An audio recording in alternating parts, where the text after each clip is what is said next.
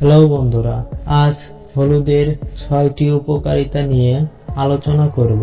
তবে চলুন মূল আলোচনায় যাওয়া যাক। হলুদ খাবারের যে সব মশলার উপকরণ ব্যবহার করা হয়, হলুদ তাদের মধ্যে একটি।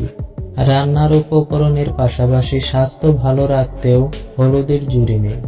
যেমন 1 নম্বরে রয়েছে মুখে জ্বালা পোড়া করলে গরম জলের মধ্যে হলুদের পাউডার মিশিয়ে কুলকুচি করলে জ্বালা পোড়া কমে যায়। নাম্বার 2, শরীরের কোনো অংশ পুড়ে গেলে জলের মধ্যে হলুদের পাউডার মিশিয়ে লাগালে উপকার পাওয়া যায়। নাম্বার 3, আয়ুর্বেদিকের মতে হলুদ নাকি রক্ত শুদ্ধ করে, তাই হলুদের পেস্ট লাগালে চর্মরোগ দূর হয়।